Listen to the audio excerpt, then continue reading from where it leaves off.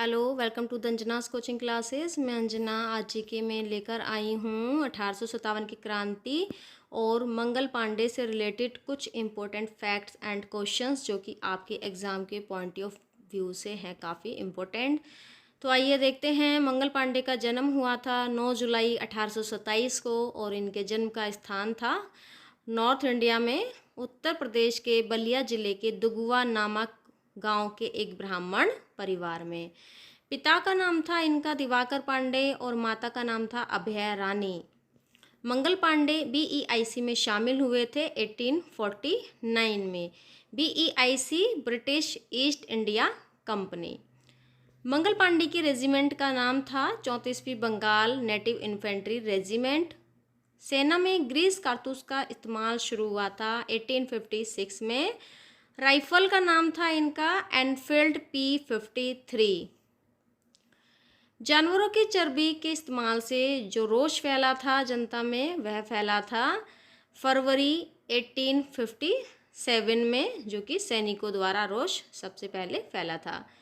मंगल पांडे ने कारतूस हाथ में न लेकर 9 फरवरी 1857 को विद्रोह जता दिया और राइफल से अंग्रेज अधिकारी मेजर ह्यूसन और लेफ्टिनेंट बॉब को मौत के घाट उतार दिया।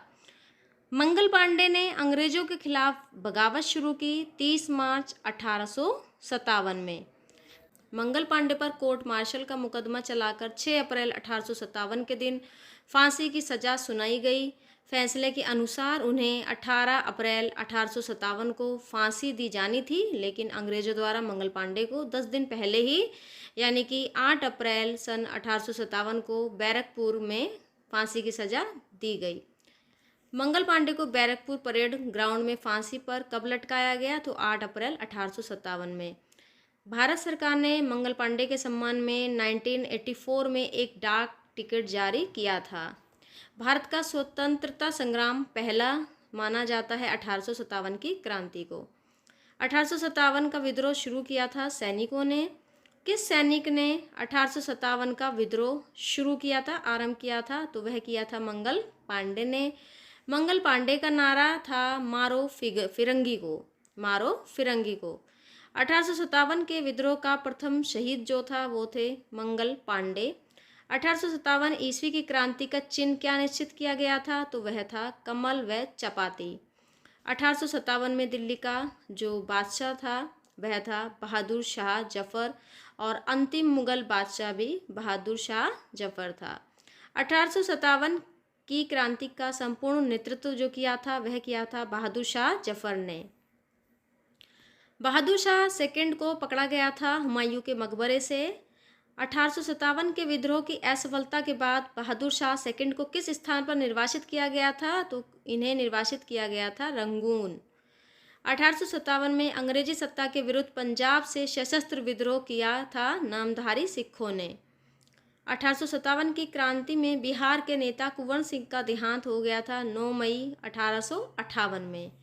वह सेनापति जिसकी भूमिका 1857 के विद्रोह को दबाने में सबसे ज़्यादा रही तो वह रही कैंपबेल। मुगल बादशाह बहादुर शाह जफर की जो मृत्यु हुई थी वह हुई थी 1862 में। मुगल काल चला 1526 से 1557 तक, लगभग 315 वर्ष चला। 1857 की क्रांति में बरेली विद्रोह का नेता था खान बहादुर। अजीम उल्लाह सलाहकार थे नाना साहब के।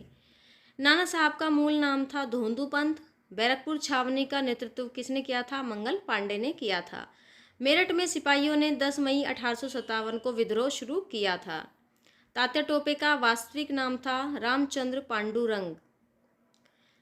पेशवा बाजीराव नाना साहब के दत्तक पुत्र थे।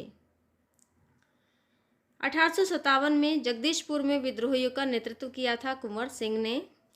अंतिम मुगल बादशाह बहादुर शाह जफर जिसने 1857 की क्रांति में भाग लिया था, उनका शासनकाल क्या था? तो उनका शासनकाल था 1837 से 1857।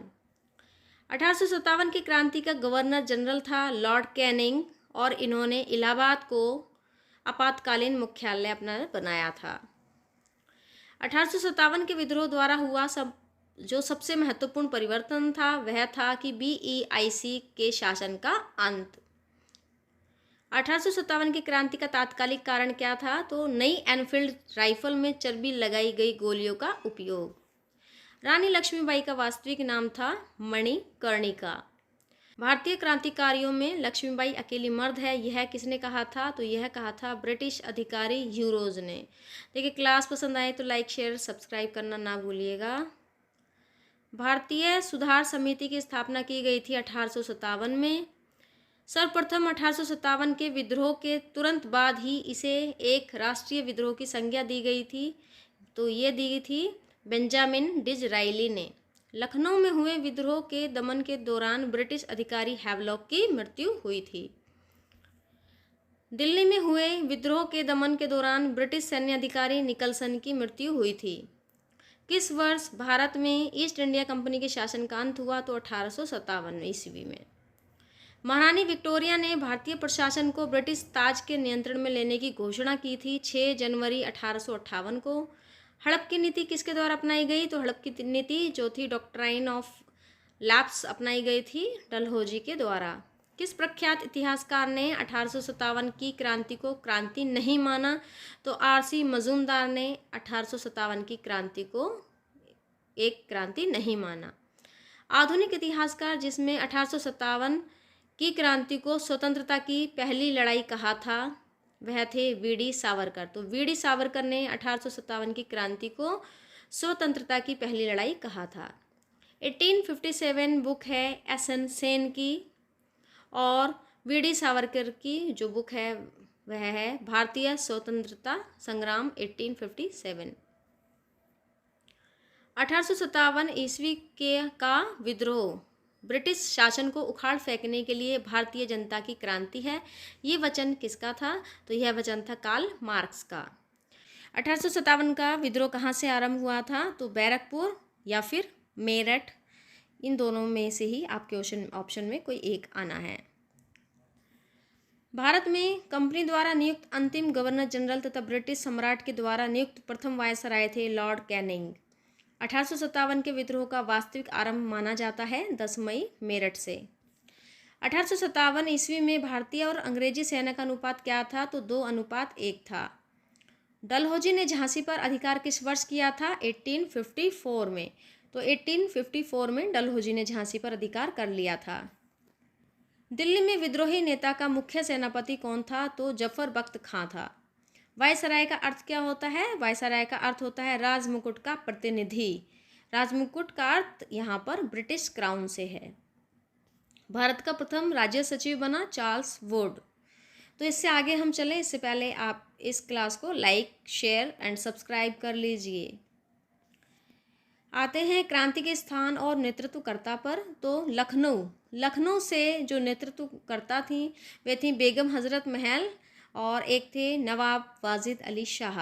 कानपुर से नाना साहब, झांसी से लक्ष्मीबाई, फतेहपुर से अजीमुल्ला, फैज़ाबाद से अहमद उल्ला, ग्वालियर से तात्या टोपे, असम से दीवान मणिराम दत्ता, इलाहाबाद से लियाकत अली, जगदीशपुर बिहार से कुंवर सिंह, बरेली से राय बहादुर और खान बहादुर खान, मेरठ से कदम सिंह और पंजाब से गुरु राम सिंह।